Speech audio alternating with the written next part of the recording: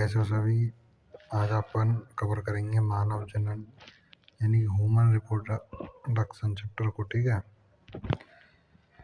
इसमें अपन पढ़ेंगे पुरुष जनन तंत्र, स्त्री जनन तंत्र, युग्मक जनन, आर्तचक्र, निषेचन एवं अंतरोपण, सहगर्भता एवं भ्रूण परिवर्धन और प्रसव एवं दूध सेवन। ठीक है, इसमें देखो हाईलाइटेड जो लाइन है ना, डार्क हाईलाइटेड, उन पर ध्यान देना। ठीक है, उदाहरण के लिए एक वृद्ध पुरुष में भी शुक्राणु बनना जारी रहता है, लेकिन स्त्रियों में अंडाणु की रचना 50 वर्ष की आयु के लगभग समाप्त हो जाती है। पुरुष जनन तंत्र शरीर के श्रोणि क्षेत्र में अव्यवस्थित होता है। इसके अंतर्गत एक जोड़ा वृषण सहायक नलिकाओं के साथ एक जोड़ी ग्रंथि तथा बाह्य जननेंद्रिय शामिल होती हैं। शरीर में वृषण उदर गुहा के बाहर एक तैली धानी में स्थित होते हैं, जिसे वृषण कोश कहते हैं। वृषण कोश वृषणों के तापमान को शरीर के तापमान से 2 से 2.5 डिग्री सेंटीग्रेड कम रखने में सहायता करें, जो शुक्राणु जनन के लिए आवश्यक है। मतलब 2 से 2.5 डिग्री सेंटीग्रेड या टेम्परेचर कम रहे हुए है वृषण कोश को, तो इससे मतलब क्या क्या फायदा है। शुक्र जनन के लिए आवश्यक है, शुक्राणु जनन के लिए। वयस्क में प्रत्येक वृषण अंडाशय से होता है। वयस्क में प्रत्येक वृषण अंडाशय से होता है, जिसकी लंबाई लगभग 4 से 5 सेंटीमीटर, चौड़ाई लगभग 2 से 3 सेंटीमीटर होती है। लंबाई 4 से 5, चौड़ाई 2 से 3। वृषण सघन आवरण से ढका रहता है। प्रत्येक वृषण में लगभग 250 कक्ष होते हैं, जिन्हें वृषण पालिका कहते हैं। ठीक है, प्रत्येक वृषण पालिका के अंदर 1 से लेकर 3 अति कुंडलित शुक्रजनक नलिका यानी सेमिनिफेरस ट्यूब्यूल होती हैं, जिनमें शुक्राणु पैदा किया जाता है। प्रत्येक शुक्रजनक नलिका का भीतरी भाग 2 प्रकार की कोशिकाओं से आश्रित होता है, जिन्हें नर जर्म कोशिका इन शुक्राणुजन स्पर्मेटोगोनिया और सर्टोरी कोशिका भी कहते हैं। ठीक है, नर जर्म कोशिका अणुसूत्री विभाजन के फलस्वरूप शुक्राणु का निर्माण करती है, जबकि सर्टोली कोशिका या जर्म कोशिका जो कोशिका रहता है जर्म कोशिका को पोषण प्रदान करें। अंतरायी अवकाश कहा जाता है, इसमें छोटी छोटी हृदय वाहिका और अंतराली कोशिका यानी इंटरस्टिशियल सेल या लीडिंग कोशिका इंटरस्टिशियल सेल्स होती हैं। लीडिंग कोशिका पुंजन एंड्रोजन नामक वृषण हार्मोन संश्लेषित और स्रावित करती हैं। यहाँ पर कुछ अन्य कोशिकाएं होती हैं जो प्रतिरक्षात्मक कार्य करने में सक्षम होती हैं। ठीक है, और यहाँ में जो दे रखा है चित्र पुरुष जनन तंत्र को है, या मूत्रवाहिनी शुक्राशय, मूत्राशय, शुक्र भाग, पुरुष प्रोस्टेट ग्लैंड, शिशिन मूत्रमार्ग, शिशिन मुंड, अग्र आच्छाद दे रखा है। वृषण और वृषण कोश दे रखा है, स्खलन वाहिनी, मलाशय गुदा। ऐसे ये दूसरा है पुरुष जनन तंत्र, इसमें मूत्रवाहिनी, मूत्राशय दे रखो, शुक्र भाग दे रखो, अधिवृषण, शुक्र वाहिका, वृषण जालिका, वृषण पालिका, शुक्राशय, प्रोस्टेट ग्रंथि, मूत्र पथ ग्रंथि, मूत्र मार्ग, वृषण और अग्राच्छद।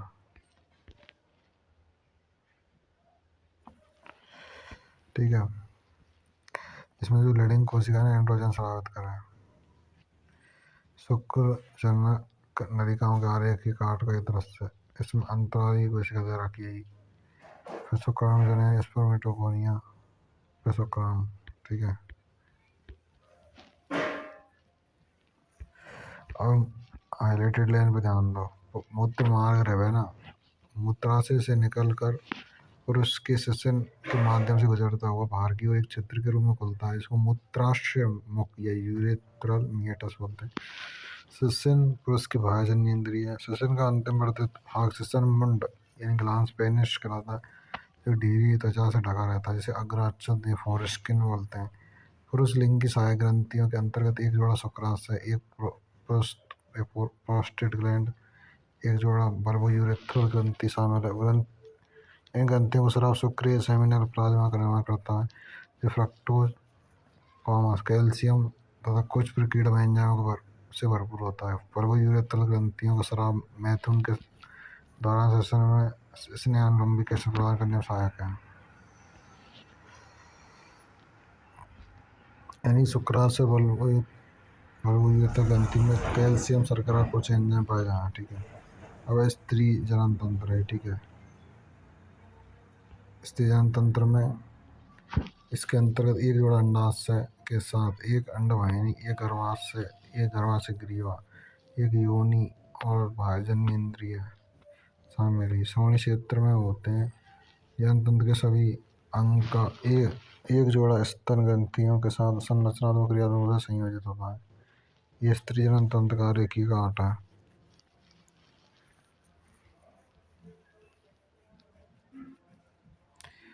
इसमें परिगर्भाशय दे रखा, गर्भाशय पेशी स्तर, अंत स्तर, गर्भाशय गुहा, गर्भाशय मोहन या फंडस बोलते हैं जिसको, संकीर्ण पथ स्तमस, एम्पुला या तुम्बिका की अंड वाहिनी का बना हुआ है और झल्री दे रखी है।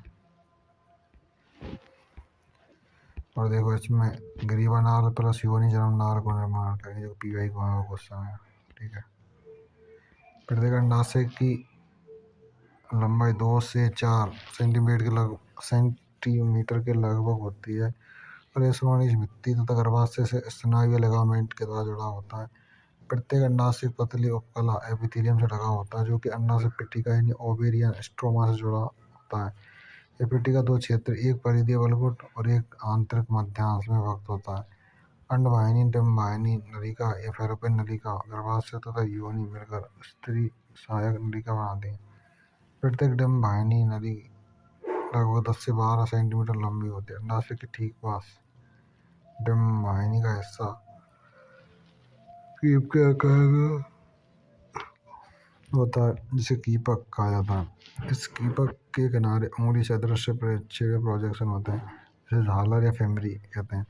अंडोत्सर्ग के दौरान अंडाशय से उत्सर्जित अणु को संग्रह करने में झालर सहायता करता है। कीपक आगे चलकर अंडवाहिनी के जोड़े भाग में खुलता है जिसे तुम्बिका कहते हैं। अंडवाहिनी के जोड़े भाग में खुलता है जिसे तुम्बिका कहते हैं। अंडवाहिनी का अंतिम भाग संकीर्ण पथ में एक सक्रिय अवकाशिका होती है जिसको एक गर्भाशय को जोड़ती है। जो गर्भाशय केवल एक होता है उसे बच्चेदानी या बम कहते हैं। गर्भाशय का आकार उल्टी रखी गई नाशपाती जैसा होता है। यह श्रोणि भित्ति से स्नायु द्वारा जुड़ा होता है। गर्भाशय पतली ग्रीवा द्वारा योनि में खुलता है। ग्रीवा की गुहा को ग्रीवा नाल कहते हैं जो योनि के साथ मिलकर जन्म नाल पर्त कैनाल की रचना करती है। गर्भाशय की भित्ति ऊतकों की 3 परत वाली होती है।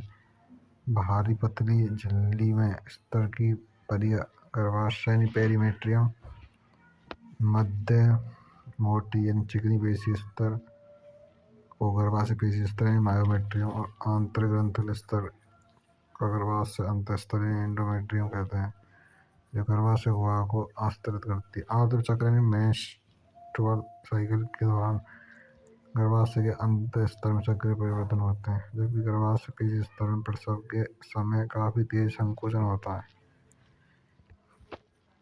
स्त्री के बाह्यजननेंद्रिय के अंतर्गत जघन सेल, मॉन्स प्यूबिस, बृहद बगोस्ट, लेबिया मेजोरा, लघु बगोस्ट, लेबिया माइनोरा, योनि आच्छादित हाइमेन, बगसेबियन क्लाइटोरिस आदि होते हैं। जघन सेल वसा में ऊतकों से बनी एक गद्दी सी होती है, त्वचा और जघन बालों से ढकी होती है। बृहद बगोस्ट ऊतकों का मांसल बलन होता है जो जघन सेल से नीचे तक फैले होते हैं और योनि द्वार को घेरे रखते हैं। लघु बगोस्ट ऊतकों का एक जोड़ा बलन होता है। यह बृहद बगोस्ट के नीचे स्थित होता है। योनि का द्वार प्राय पतली झिल्ली जिसे योनि आच्छाद कहते हैं। जघन सेल के स्वर वसा में ऊतक की गद्दी जो पीवाई का क्वेश्चन है। अब स्तन ग्रंथि ठीक है। स्तन ग्रंथि में जो क्रम पूछा गया ना नीट में, उसमें सबसे पहले स्तन ग्रंथि, फिर स्तन पाली, फिर स्तन गोपिका, फिर नलिका, फिर स्तन वाहिनी, फिर स्तन तंबिका। ठीक है। बगसेप एक छोटी सी उंगली जैसी संरचना होती है जो मूत्र द्वार के ऊपर 2 बृहद बगोष्ठ के ऊपरी मिलान बिंदु पास होती है। योनि अच्छेद के होने पैदा होने के बाद को किसी स्त्री के कौमार्य या यौन अनुभवों को वास्तु सूचक नहीं माना जाता। प्रत्येक स्तन का ग्रंथिल ऊतक 15 से 20 स्तन पाली मेमोरी लोब में विभक्त होता है। इसमें कोशिका गुच्छे होते हैं जिन्हें कूपिका कहते हैं। कूपिका की कोशिकाओं से दुग्ध स्रावित होता है और जो कूपिकाओं की गुहा में एकत्र होता है। कूपिका स्तन नलिकाओं में खुलती है। प्रत्येक पाली की नलिका मिलकर स्तन पाली इन मेमोरी डक्ट का निर्माण करती है। कई स्तन वाहिनियां मिलकर एक बृहद स्तन तुम्बिका बनाती है जो दुग्ध वाहिनी इन लैक्टिफेरस डक्ट से जुड़ी होती है, जिससे कि दुग्ध स्तन से बाहर निकलता है। अब युग्मक जनन। प्राथमिक लैंगिक अंग यानी पुरुष में वृषण, स्त्री में अंडाशय युग्मक जनन विधि द्वारा क्रमशः नर युग्मक यानी शुक्राणु और मादा युग्मक यानी अंडाणु उत्पन्न करते हैं। ठीक है।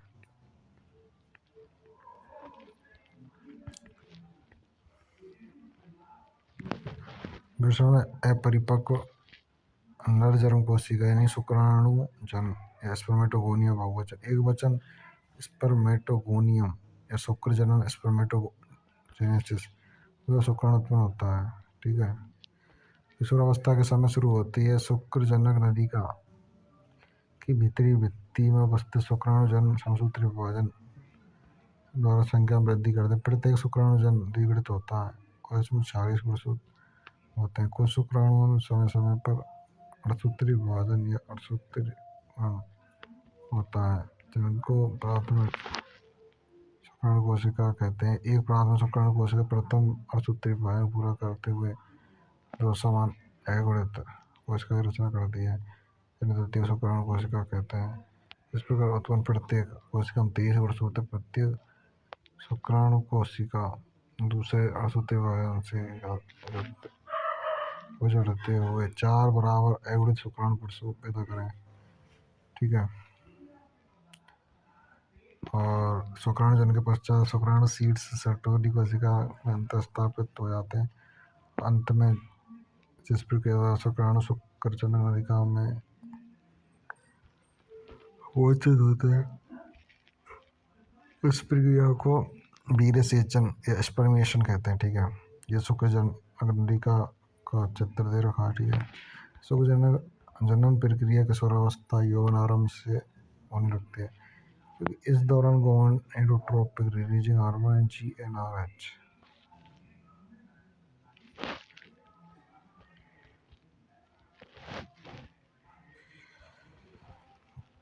शुक्रजनन प्रक्रिया किशोरावस्था यौवन आरंभ से होने लगती है क्योंकि इस दौरान गोनेडोट्रोपिन रिलीजिंग हार्मोन के स्रावन में काफी वृद्धि होती है। 2 गोनेडोट्रोपिन हार्मोन पीत पिंडक यानी कि लुटेनर्जिक हार्मोन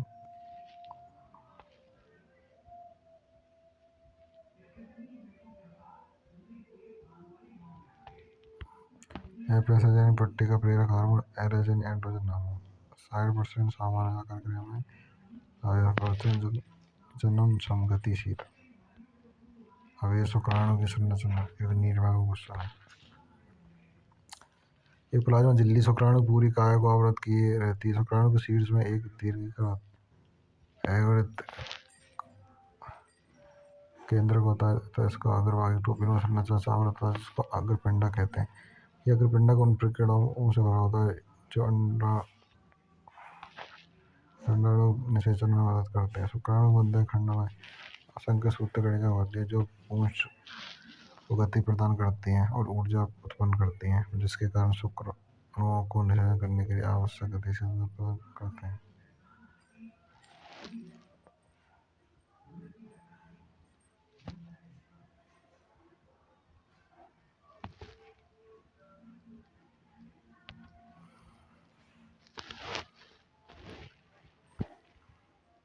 मैथुन क्रिया के दौरान पुरुष 20 से 30 करोड़ शुक्राणु स्खलित करता है। सामान्य और बढ़ता है। अपबद्धता से लगभग 60% शुक्राणु निश्चित रूप से निश्चित जो आकृति है 60% 40 वाले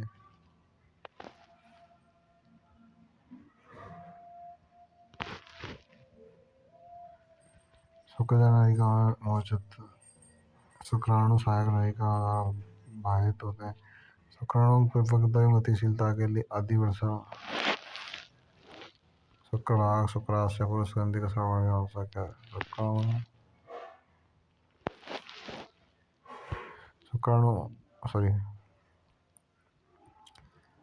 शुक्राणु के साथ साथ शुक्राणु प्लाज्मा वीर्य बनाते हैं। पुरुष की सहायक और ये परिपक्व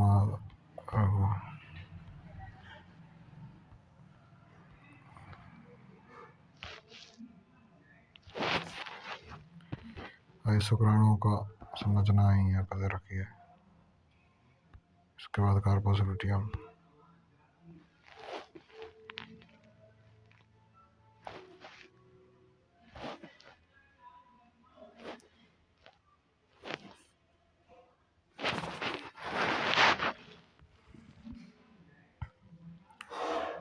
प्राइमरी फॉलिकल कहा जाता है। एक प्रक्रिया द्वारा इन घटकों की भारी मात्रा जन्म से यौवनारंभ तक हासिल होता है। इस यौवनारंभ के समय प्रत्येक अंडाशय में केवल 60,000 से 80,000 प्राथमिक पुटक ही शेष रह सकते हैं। नर प्रवारक इस तरह से गर्भाधान होती है और प्रवारक कहते हैं।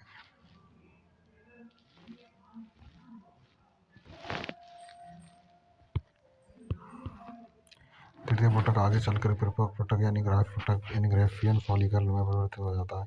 द्वितीय अंडक अपने चारों ओर एक नई झिल्ली का निर्माण करता है जिसको जमा प्रवेश बोलते हैं। अवग्राफी पुटक फटकर द्वितीय अंडक को अंडाशय से मजबूत करता है। द्वितीय अंडोत्सर्ग कहते हैं।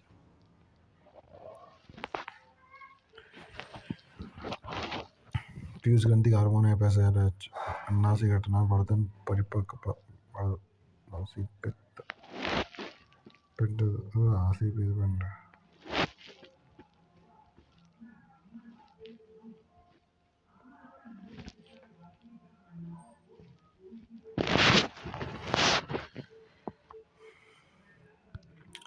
ये अंडाशय घटना वर्धन पुटक परिपक्व पुटक वर्धनशील पीत पिंड आशी पित पिंड। अंडाशय हार्मोन स्तर एस्ट्रोजन को ज़्यादा प्रोजेस्टेरोन कम। ऋतुस्राव परिप्रावस्था पर पुटकी ऋतुस्रावी 1 से 5 दो कसना।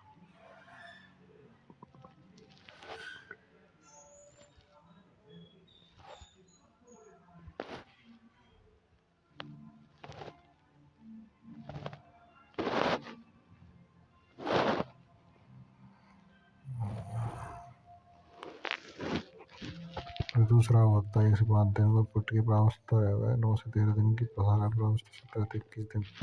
अब आर्त चक्र मेंस्ट्रुअल साइकिल। मादा प्राइमेट यानी कि बंदर कभी मनुष्य प्राइमेट है, ठीक है, में होने वाले जनन चक्र को आर्त चक्र या सामान्य जननों की भाषा में मासिक धर्म या महामारी कहते हैं। प्रथम ऋतुस्राव रजोधर्म की शुरुआत यौवनारंभ से शुरू हुई है। रजोदर्शन आता है मोनार्क। स्त्रियों में यह आर्त चक्र 28 से 29 दिन की अवधि के बाद दोहराया जाता है। इसलिए एक रजोदर्शन से दूसरे रजोदर्शन के बीच घटनाओं को आर्त चक्र कहते हैं। यह रक्तस्राव 3 से 5 दिन तक जारी रहता है। गर्भाशय से इस रक्तस्राव का कारण गर्भाशय अंत स्तर परत और इसकी रक्त वाहिनियों के नष्ट होना है, जो एक तरल का रूप धारण करता है और योनि से बाहर निकलता है। रजोधर्म तभी होता है जब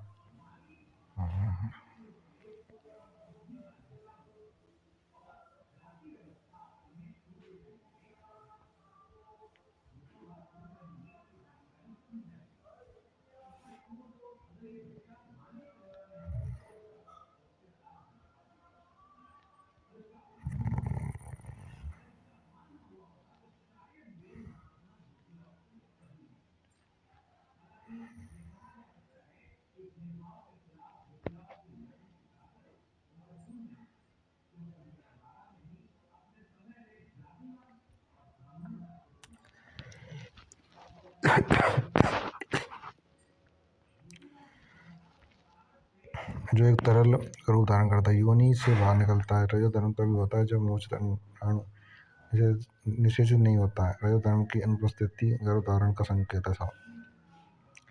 यद्यपि इसके अन्य कारण भी हो सकते, तनाव, निर्बल स्वास्थ्य आदि पीवाई क्वेश्चन है। अंडाशय और गर्भाशय के ये परिवर्तन पीयूष ग्रंथि तथा अंडाशय हार्मोन की मात्रा के स्तर में बदलाव करें। नीट में क्वेश्चन एलएच तथा एफएसएच दोनों ही आर्द्र चक्र के मध्य 14 दिन पर अपने उच्चतम स्तर को प्राप्त करते हैं। मध्य चक्र के दौरान एलएच का तीव्र स्राव जब अधिकतम स्तर पर होता है तो इसको एलएच सर्ज बोलते हैं। अंडोत्सर्ग के पश्चात पीत अवस्था होती है, जिसके दौरान ग्राफ रिपोर्टर का शेष बचा हुआ भाग पीत पिंड कार्पस लुटियम कहलाता है। यह पीत पिंड भारी मात्रा में प्रोजेस्टेरोन स्रावित करता है। स्त्रियों में यह आर्द्र चक्र 50% की आयु तक लगभग बंद हो जाता है। इस स्थिति को रजोनिवृत्ति निषेचन एवं अंतरोपण स्त्रियों के वस्त्र के संयोग के दौरान सेशन द्वारा शुक्र मार्ग निषेचन कब होगा? जब अंडाणु और शुक्राणु दोनों ही एक ही समय पर तंत्रिका क्षेत्र में मिलेंगे। ठीक है, एम्पुला क्षेत्र में शुक्राणुओं के साथ एक अंडाणु के संबंध प्रक्रिया को निषेचन कहते हैं। शुक्राणु द्वारा घिरा हुआ अंडाणु क्षेत्र घिरा हुआ।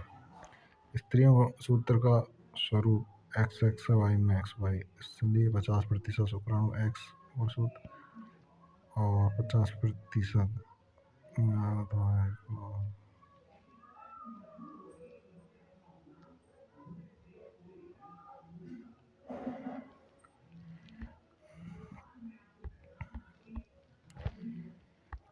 इसमें 2 4 8 16 तो कोराखंड बन जाएंगे। 8 से 16 कोराखंड वाले भ्रूण को तूतक या मोरोला।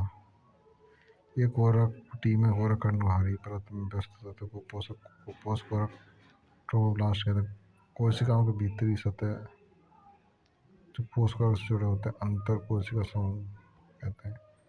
सहगर्भ तथा भ्रूणीय परिवर्तन भ्रूण के अंतर्भ्रूण के समय पोषक कोरक पर उंगली जैसी संरचना बढ़ती है, जिन्हें जरायु अंकुरक बोलते हैं। मां शरीर प्लस भ्रूण से मैंने बताया था पहले भी। जरायु अंकुरक और गर्भाशय ऊतक एक दूसरे के साथ अंतरांगुली